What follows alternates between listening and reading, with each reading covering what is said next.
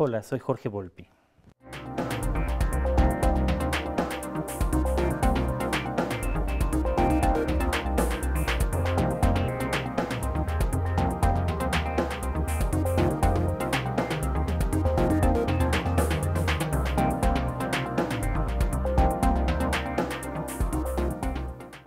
Jorge Volpi, escritor, novelista, ensayista, ha también entrado al periodismo. Comenzó a escribir desde muy joven, a los 16 años. Empezó sus primeras líneas literarias y entró por la puerta grande con su novela En busca de Klingsor, que obtuvo el premio Seix Barral. Y ahora sigue ganando premios. Estamos a punto de hablar de su novela, una novela criminal que obtuvo el premio Alfaguara de este año. Ha estado muy influenciado, diría yo, por la novela de no ficción. Jorge, cada vez que se empieza una novela hay investigación, no importa cuál es la novela, pero tú acostumbras leer cuando vas a comenzar a escribir algo nuevo. Sí, yo creo que pues, una gran fuente de inspiración de los libros son otros libros, ¿no? Es casi como si uno más bien circulara de un libro a otro. A veces libros propios, a veces libros ajenos que nos van haciendo saltar de uno a otro. Incluso los libros que he escrito, que no tienen, digamos, una historia basada directamente en la realidad, pero aún así uno tiene que investigar ciertos temas, ciertas formas de comportamiento para tratar de ser esencialmente verosímil, que es la misión de un escritor de ficción, ¿no? Yo recuerdo haberte entrevistado hace unos años y también hablaste de tu inclinación científica y sigue eso cerca de ti. Cuando vas a iniciar una novela, ¿tu sentido científico te llega? Sí, yo creo que sí. O sea, la ciencia sigue siendo para mí esa gran frustración de no haber sido científico. Y aún desde la literatura me parece que hay una serie de conexiones constantes con la ciencia. Eh, si en un principio pensé que podía haber estudiado física tratando de ser probablemente un astrofísico o un cosmólogo, que eran las cosas que me interesaban cuando era niño, en los últimos años, sobre todo, he estado leyendo y escribiendo también sobre neurociencia, que creo que es la disciplina que más claramente liga o permite entender el funcionamiento del ser humano, del cerebro, de la conciencia, y esos son temas también eminentemente literarios. Entonces, sí, trato sobre todo de estar leyendo muchísimos temas vinculados con el cerebro, con la neurociencia, que también ayudan a entender mejor dos cosas. Por un lado, el propio proceso creativo, que también es muy interesante para un escritor saber cómo funciona nuestro propio cerebro a la hora que estamos escribiendo un libro, pero también para tratar de entender el comportamiento humano, que a fin de cuentas es lo mismo que hace la novela. O sea, en ese sentido, la neurociencia y la ficción literaria se unen en tratar de entender mejor el comportamiento de los seres humanos.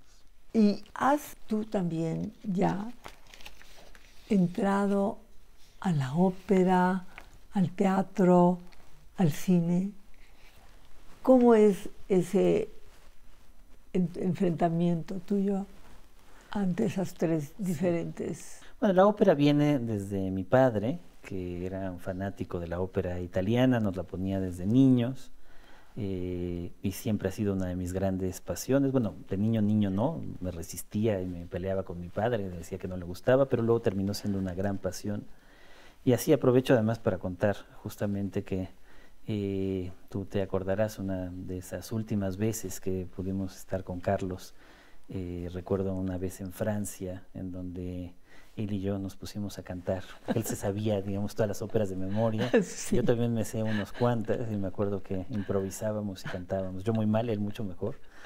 Él era muy bueno ¿no? en los recitativos. Exactamente. Era formidable. Era formidable, sí.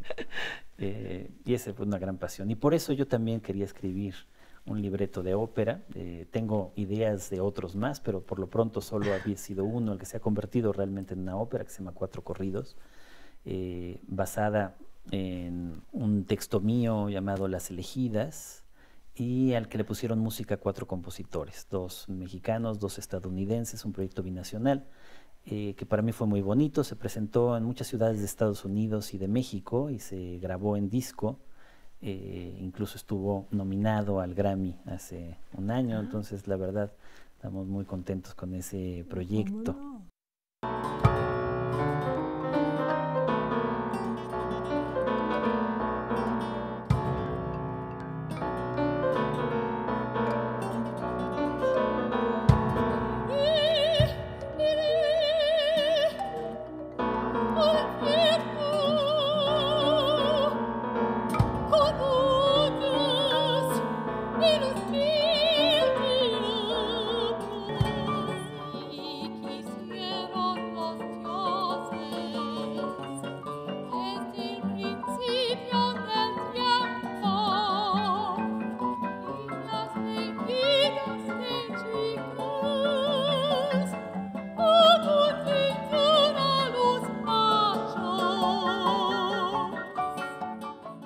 Es el proyecto que también ha dado lugar a más cosas. Ese proyecto Las Elegidas también dio lugar a la película de David Pablos, que también se llama Las Elegidas y que ganó el Ariel a Mejor Película en México hace un par de años, y ahí estuve también cerca. Ahora de una novela criminal, Gerardo Naranjo, el director de cine y de televisión, ha comprado los derechos para convertirlo en una serie. Así que pues ahí está, digamos, esos vínculos también que para mí son muy atractivos con la ópera o con el mundo audiovisual. Las series están en todo su apogeo. Exacto, ¿no? Como otra vez, y es cierto, ahora vemos más claramente que si una película se parece en realidad a un cuento, y por eso las películas basadas en novelas en general no funcionan tan bien. Exacto. En cambio, una serie se parece a una novela, porque uno pasa realmente muchas horas, es una cuestión de tiempo. Uno pasa, ¿no? ¿Cuántas horas leyendo Guerra y Paz? Pues igual ese mismo número de horas pasa uno viendo Breaking Bad, es decir, uno vive con los personajes durante un tiempo muy largo.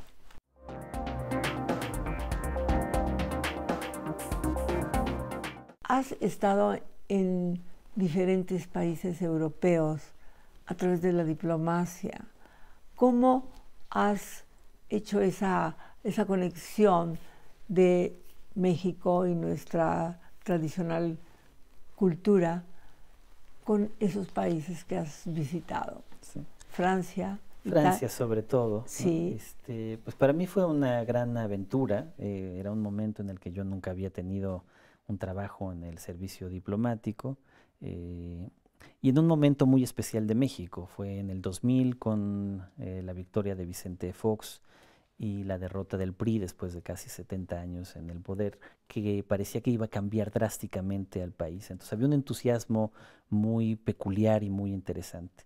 Fue entonces cuando el presidente Fox nombró a Jorge Castañeda, nuestro común amigo, secretario de Relaciones Exteriores, y él quiso recuperar esa tradición o fortalecer esa tradición de la diplomacia mexicana de nombrar artistas, escritores como agregados culturales en distintos países, y creo que fue una gran experiencia. Él intentó también, y ya no lo completó al salir del gobierno, crear una serie de institutos de México parecidos a cómo funciona el Instituto Cervantes o el Instituto Goethe, que no acabó de cuajar, pero que era, yo creo, una gran idea para tener una presencia de México mayor en el mundo, más coordinada, más efectiva, que vinculase la promoción cultural con la enseñanza del español de México.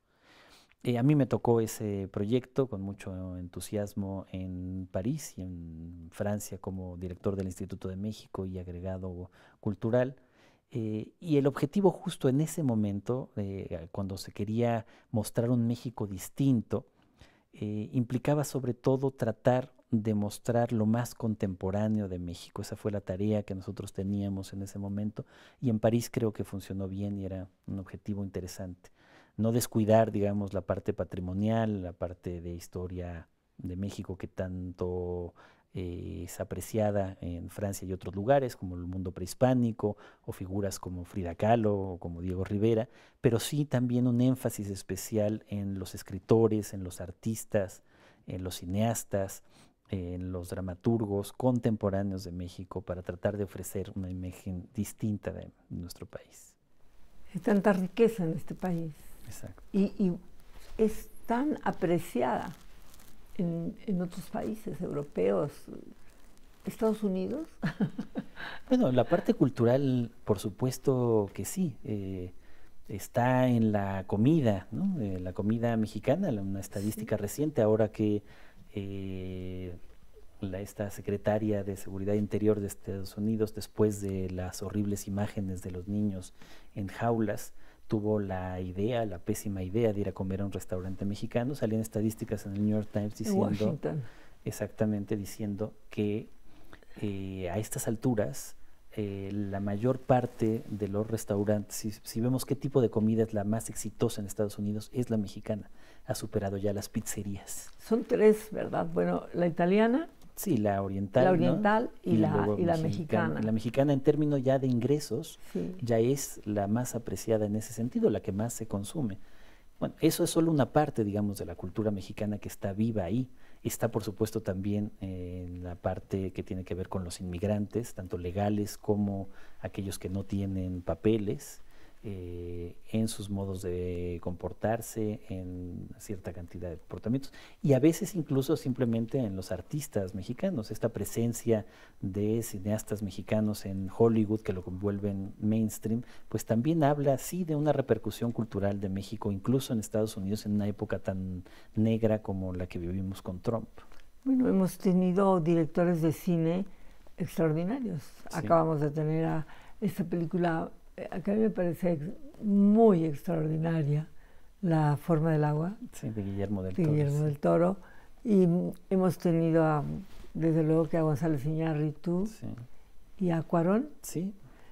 O sea que estamos presentes. Sí, estamos siempre muy presentes. Y eso es lo que irrita tanto a los supremacistas blancos como Trump. Sí. Porque la presencia es cultural. Sí. Por supuesto, eso es lo que lo obliga a convertirnos en enemigos, a decir que los mexicanos son criminales o que los inmigrantes son animales, a tratarlos así, porque se trata de una presencia cultural importante.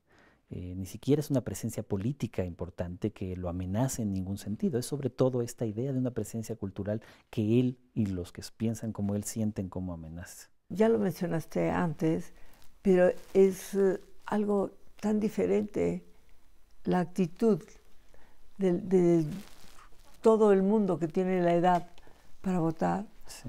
Es extraordinario cómo ha cambiado nuestra percepción de la política, de la democracia, y ojalá nos sea propicio tener al elegido. Pues sí, una elección histórica, creo, una elección importante. Una elección marcada sobre todo por el rechazo a los gobiernos anteriores, particularmente al gobierno del PRI, pero también al gobierno del PAN anterior, que creo que es lo que hace que en las encuestas haya ese margen de rechazo tan amplio, reconvertido justamente en un apoyo que al menos en las encuestas parece tan amplio para la muy rara y variada coalición que ha armado en esta ocasión Andrés Manuel López Obrador. Sí, es un fenómeno ideológico, ¿se puede decir? Sí, sí, sí, por supuesto, eso ha sido un fenómeno lo que en esta elección ha conseguido después de las dos elecciones anteriores, muy interesante, muy amplio también como espectro de apoyo en sectores que antes no hubiesen votado por él. Y las redes, esta novedad nuestra y del mundo, sí, global. Claro. Sí, la novedad también de la comunicación y de la información que para bien o para mal fluye de manera tan rápida a través de las redes sociales y que influye, por supuesto, también decisivamente en la política y particularmente en las elecciones. Es un momento de gran expectación que tenemos, pero va más allá de la expectación, ¿verdad? Sí, yo creo que es un momento que el país, por supuesto, es un país como la mayor parte de los que vemos ahora en el mundo, un país dividido, polarizado, en donde hay una parte importante que apoya ese proyecto, el proyecto del López Obrador, hay otra parte importante dividida, eso sí, que justamente se oponen a él. Veremos la manera que puede encontrarse para reconciliar justamente todos estos puntos de vista distintos y tratar de ser un gobierno realmente eficaz para todos. Lo que más llama la atención es los jóvenes. Sí. Los jóvenes entusiastas y hablando con un sentido de la política y un lenguaje que antes no se notaba. Sí, yo creo que la manera como los jóvenes se han involucrado, hay muchos jóvenes que en el 2000 apenas eran bebés o niños pequeños que no alcanzaron a ver lo que significó esa elección y que creo que van a ser definitivos para la victoria de quien termine por ser el presidente.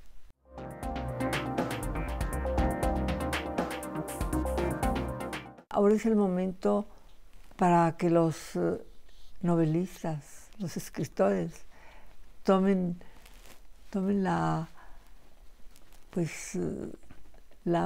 forma nueva de novelas en las que se revise todo esto que está sucediendo. ¿Desde cuándo no se escribe algo sobre la silla del águila?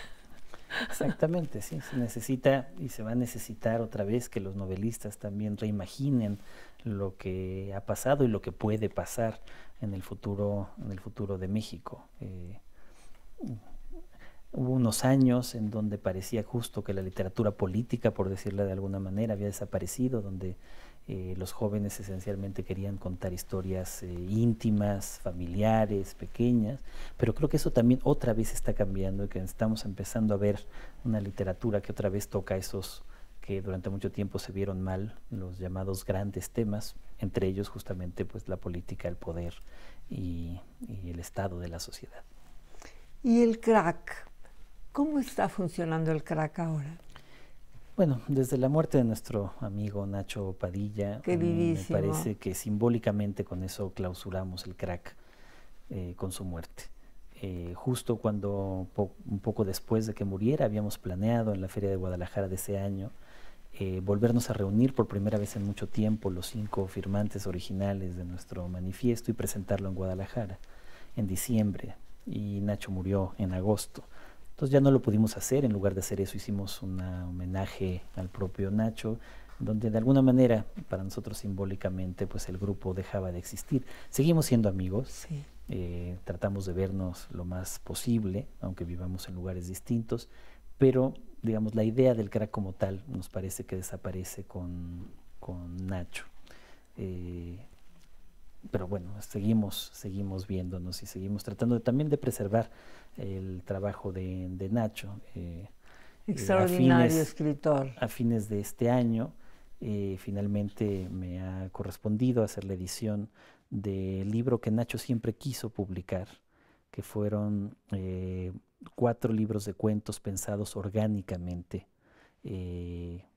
como un conjunto al que él le daba el nombre de Micropedia, y finalmente se publicará ahora en diciembre, y es una de las cosas que me tienen muy emocionado. Pues creo, sobre todo Nacho era un grandísimo cuentista, y esta yo creo que es su obra maestra, y finalmente aparecerá publicada como él la imaginó. ¿Y el título dijiste? La Micropedia. Bueno, donde quiera que esté Nacho, pues debe estar a la expectativa. Exacto. De qué va a suceder con esto. Y bien, regresándonos a nuestra novela criminal, ¿ya te la han traducido? Saldrá el año próximo, digamos por lo pronto, al francés, que sí, es un lugar donde claramente interesa, y al italiano, saldrá en la primera mitad del año próximo. La tradición universitaria donde te encuentras ahora, ¿qué está imaginando para estos próximos años? Pues sobre todo continuar siendo la UNAM, que creo que eso es muy importante, una institución donde se dé cabida a todas las formas de pensamiento, donde la disidencia, la libertad de expresión y la crítica prevalezcan independientemente de quién gane. Tienen un magnífico programa de televisión, TV UNAM. Lo he visto últimamente y me gusta algo que se llama El Chamuco. El programa de los caricaturistas, ¿no? Sí, es genial. Sí, sí, y están muy atentos precisamente a lo que viene ahora. Exacto. Este próximo domingo. Sí. ¿Tú perteneces a ese grupo? No, pero digamos, TV UNAM depende del área que yo coordino, la Coordinación de Difusión Cultural. Entonces, pues estoy desde luego muy cerca. Y ha sido un programa que ha tenido un enorme éxito de audiencia. Jorge, dime, ¿la política te interesa?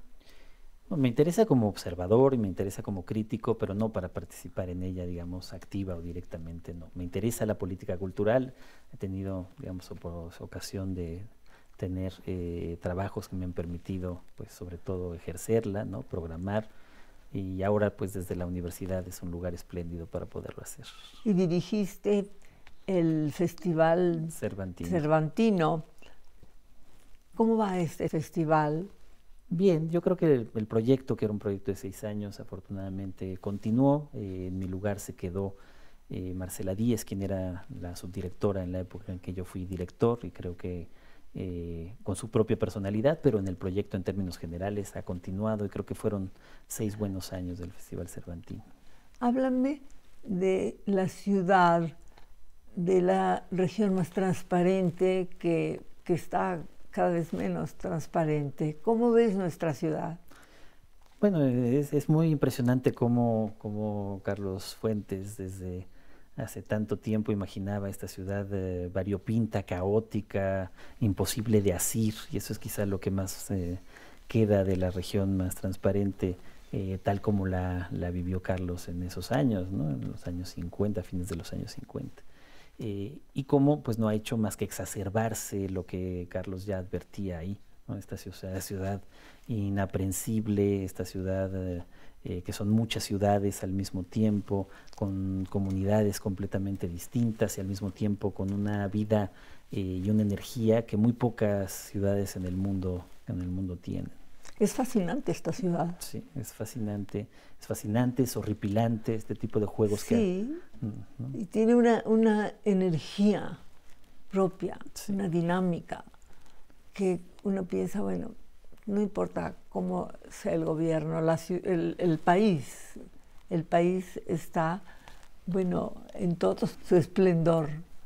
Jorge, muchas gracias, encantada de verte tenido en esta ocasión. Es mi primera entrevista después de la celebración de los 25 años de Canal 22 y de mi programa Tratos y Retratos. Me encanta que haya sido el primero. Muchas gracias. No, muchas felicidades a ti y al canal que yo quiero tanto. Pues y tú a lo ti, dirigiste. pues yo lo dirigí también, y por esta de veras esta entrevista que siempre es tan fascinante y agradable platicar contigo. Con Jorge Volpi, ustedes lo conocen, un joven y serio escritor, pero muy vacilador también. Gracias, Silvia. Silvia Lemus.